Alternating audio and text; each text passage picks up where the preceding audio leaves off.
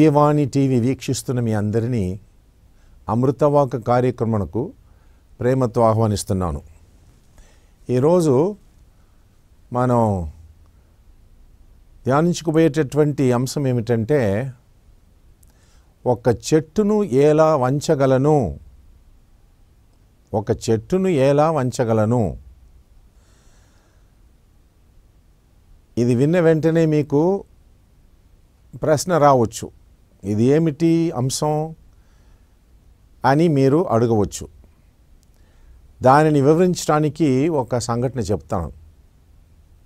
ఒకసారి ఒక ముసలివాడు అడవి లోపలికి నడిచి వెళుతున్నాడు. ఏదో పని చేసిన తర్వాత ఇంటికి తిరిగి వస్తామని అడవి దారిలో నడిచి వస్తున్నాడు. ఆ విధంగా నడిచి వచ్చేటప్పుడు ఒక చోట కొంతమంది బందిపోట్ల దొంగలు అతన్ని పట్టుకున్నారు.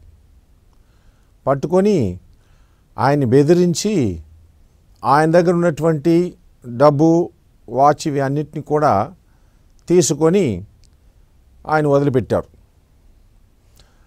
ప్రాణమును కాపాడుకోవటానికి ఆయన అక్కడి నుంచి పారిపోతున్నాడు. ఈ దొంగలు ఏం చేశారంటే, దొంగతనం చేసినటువంటి ఆ వస్తువులను తీసుకెళ్ళి వాళ్ళ లీడర్కి ఇచ్చాడు. వాళ్ళ లీడరు ఒక చోట కూర్చున్నాడు, అడవిలో ఒక ఇంట్లో కూర్చున్నాడు. అప్పుడు ఆయన అన్నాడు, ఆ మనిషిని ఎందుకు వదిలిపెట్టారు? ఆ మనిషిని ఇక్కడ తీసుకురావాల్సిందే కదా, వెళ్ళండి, పరిగెత్తుకొని పోండి, ఆ మనిషి అక్కడే ఉంటాడు ఎక్కడో ఒక చోట, పోయి ఆయన వెంటనే పట్టుకొని రండి అని చెప్పి మళ్ళా ఆ బందిపోటు దొంగలు పంపించాడు. వాళ్ళు పరిగెత్తుకుని వచ్చేసరికి ఈ మనిషి కొంచెం దూరంగా వెళుతున్నాడు. వారు వెళ్ళి బలవంతంగా అతన్ని పట్టుకొని ఆయన తీసుకొచ్చి ఆ లీడర్ ముందు నించోబెట్టాడు. ఆ లీడర్ అతన్ని చూశాడు. బాగా చూసిన తర్వాత, నీ దగ్గర ఏదైనా ఉందా అన్నాడు. లేదు బాబు, నా దగ్గర ఏమీ లేదు, ఉన్నదంతా ఇచ్చేసాను, నన్ను ఏం చేయబాకండి, నన్ను కొట్టబాకండి, నన్ను కాపాడండి అని చెప్పి బ్రతిమిలాడాడు. అప్పుడు ఆ లీడర్ చెప్పాడు, సరేలే అటైతే ఒక పని చేయి అని చెప్పి ఒక చిన్న పుల్ల, ఒకటి చీపురి పుల్లలాగా, ఆ పుల్లనిచ్చి దాన్ని వంచుమన్నాడు. ఏమిటో అర్థం కాలేదు అతనికి.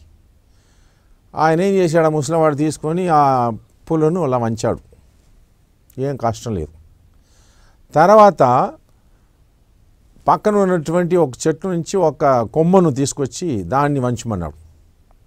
దాన్ని కూడా కష్టపడి వంచాడు. మూడోది ఏం చెప్పాడంటే, ఆ లీడరు, అదిగో అక్కడ కనపడుతుంది కదా ఒక చెట్టు, ఆ చెట్టును పట్టుకుని వంచమన్నాడు. అప్పుడు ఆ ముసలాయన చెప్పాడు, అయ్యా, నాకు బలహీనమైనటువంటి శరీరం ఉన్నది, ఆ చెట్టును నేను ఎలా వంచగలను చెప్పి ప్రశ్న వేశాడు. వాడు అలా ప్రశ్న వేసినప్పుడు ఆ లీడరు, ఆ నాయకుడు ఈ ముసలివాడిని చూసి ఏమన్నాడు తెలుసా, నేను నీకు అంటే నువ్వు గుర్తించలేకపోతావు, నన్ను నీవు గుర్తించలేకపోతావు, కానీ నిన్ను నేను గుర్తించుకున్నాను అన్నప్పుడు ఈ ముసలాయన చూస్తున్నాడు అన్నమాట. కానీ అతనికి గుర్తు రాలేదు. ఆ లీడర్ అప్పుడు చెప్పాడు, నేను ఎవడు తెలుసా, నేను నీ కన్న కొడుకుని, నీ కన్న కొడుకుని. ఈరోజు నేను ఒక బందిపోటు దొంగగా, ఒక నక్సలైట్గా ఉన్నానంటే, చిన్నతనములోనే నువ్వు నన్ను కట్టుదిట్టములో పెంచలేదు, చిన్నతనములోనే నన్ను వదిలేశావు, నాకు చదువు లేదు, ఎలా ప్రవర్తించాలనేటువంటి బోధ నాకు అసలు లభించలేదు, నన్ను ఏదో ఒక విధంగా వదిలేశావు, నేను చెడు స్నేహితులతో తిరిగాను, చెడు పనులు చేశాను. ఇదిగో ఈరోజు నేను ఒక మూర్ఖుడై, ఒక బందిపోటు దొంగగా అడవిలో నేను ఉన్నానంటే దానికి కారణం నువ్వే అన్నాడు. చిన్న వయసులో నన్ను నీవు సరిగా కట్టుదిట్టములో పెంచి ఉంటే నేను ఇలా తయారయ్యేవాడు కాదు. ఇప్పుడు నేను పెరిగాను, పెద్దవాడయ్యాను, ఇప్పుడు నేను ఎలా మారగలను? ఈ కథ నుంచి మనం నేర్చుకోవాల్సింది ఏంటంటే, తల్లిదండ్రులు పిల్లల్ని చిన్నప్పటి నుంచే వారిని మంచి మార్గంలో నడిపించటకు ప్రయత్నం చేయాలి. ఇది అందరి బాధ్యత. తల్లిదండ్రులకు మరి ముఖ్యంగా ఈ బాధ్యత ఉందన్నమాట.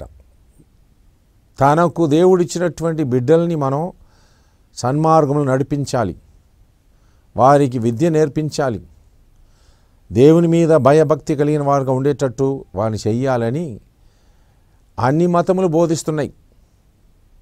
కేవలం విద్య ఒకటి నేర్పిస్తే మాత్రం కాదు, అన్నిటికంటే ముఖ్యం తన బిడ్డలు మంచి గుణగణం కలిగిన వారుగా ఈ సమాజంలో ఎదగాలి అనే ఉద్దేశంతో. ఒకసారి ఒక చర్చిలో ఒక ఉపదేశి అంటే గురువుకు సహాయం చేస్తూ ఆ గుడి పని చేసుకునేవాడు. ఆదివారం మామూలుగా చిన్నపిల్లలకి బైబిల్ క్లాస్ జరుగుతుంది, సండే స్కూల్ అంటారు. ఆదివారం పూజ అయిపోయిన తర్వాత పిల్లలందరూ కూడా ఆ చర్చ్ పక్కన ఉన్నటువంటి హాల్లో కానీ బడిలో కానీ సమావేశం అవుతారు. వారికి సిస్టర్స్ కానీ వారి ఉపదేశాలు కానీ జ్ఞాన ఉపదేశం అంటారు, బైబిలు గురించిన విషయాలు చెప్తుంటారు. ఒకరోజు ఒక ఉపదేశి గారు ఆ క్లాస్లో కూర్చుని ఒక అబ్బాయిని లేవమన్నాడు. ఆ అబ్బాయి ఎవరంటే ఆ ఊరు ఎమ్మెల్యే కొడుకు, రాజకీయంలో ఉన్నటువంటి ఎమ్మెల్యే కొడుకు. ఆ ఉపదేశి ఆ అబ్బాయిని చూసి, బాబు 10 ఆజ్ఞలను చెప్పన్నాడు, బైబిల్లో ఉన్నటువంటి 10 ఆజ్ఞలను చెప్పమన్నాడు. అప్పుడు ఆ కుర్రవాడు ఏమన్నాడు తెలుసా? మా నాన్నగారు ఎమ్మెల్యే, మా నాన్నగారు నేను చిన్నప్పుడు ఉన్నప్పుడు చెప్పాడు. ఏమన్నాడంటే, ఈ 10 ఆజ్ఞలు ఇవి అన్నీ కూడా మనకు అవసరం లేదులే, అది ఎక్కడో ఉన్నటువంటి ఇశ్రాయేల్ ప్రజలకు ఎవరో దేవుడో మోసే ఇచ్చాడనమాట, అందువలన మనకు అది అవసరం లేదు అని అన్నాడు. అందువలన మా నాన్నగారు చెప్పారండి అదంతా ఇప్పుడు పనికిరాదని చెప్పి, అందువలన నేను చదువుకోలేదన్నాడు. కొంతకాలం అయిన తర్వాత అదే కుర్రవాడు కాలేజీలో చదువుతున్నప్పుడు తన ఇంటిలోనే తన తండ్రి దగ్గర ఉన్నటువంటి డబ్బు కొంచెం దొంగతనం చేశాడు. అంటే పెద్ద అమౌంట్ అనుకోండి. అది చూసి ఆ తండ్రి చాలా బాధపడ్డాడు, తన కొడుకే తన డబ్బును దొంగతనం చేస్తున్నాడని. అప్పుడు ఆ ఎమ్మెల్యే గారు ఫ్రెండు, ఆయన కూడా ఒక క్రైస్తవుడే, ఆ ఎమ్మెల్యే గారు ఫ్రెండ్ ఏమన్నాడు తెలుసా? అయ్యా, ఈరోజు వాడు ఒక దొంగగా మారిపోతున్నాడని మీరు బాధపడుతున్నారు, భయపడుతున్నారు, కానీ ఒక విషయం మీరు మర్చిపోయారు. అది ఏంటంటే 10 ఆజ్ఞలో మొదటి ఆజ్ఞను మీరు అసలు పాటించలేదు. 10 ఆజ్ఞ మొదటి ఆజ్ఞ ఏంటండి? సర్వేశ్వరుని మాత్రము ఆరాధించుగాక. మీరు పాటించలేదు. తర్వాత మీరేం చేస్తున్నారంటే మీ అబ్బాయికి కూడా 7వ ఆజ్ఞను నేర్పించలేదు.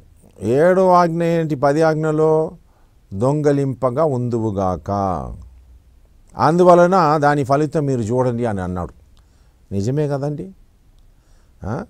చిన్న వయసులోనే పిల్లలకి సన్మార్గం నడవటానికి, సత్య మార్గం నడవటానికి తల్లిదండ్రులు ఆ పిల్లలకి కావలసినటువంటి బోధలను, మత సంబంధమైన దేవుడి సంబంధమైన విషయాలని వాళ్ళకి ముందుగానే తెలియపరిస్తే ఆ పిల్లలు నడుస్తారు, ఆ విధంగా సన్మార్గం నడుస్తారు. ఆ పిల్లల్ని అలా వదిలిపెట్టామనుకో ఇలానే తయారవుతారు. ఒకసారి ఫాదర్ మాథ్యూ అనేటువంటి ఒక గురువు, ఆయన ఒక చర్చిలో ఫాదర్గా పనిచేస్తున్నారు. ఆ చర్చ్ సంస్థకు చెందినటువంటి ఒక వ్యక్తి ఒకసారి పరిగెత్తుకొని వస్తున్నాడు ఫాదర్ దగ్గరికి.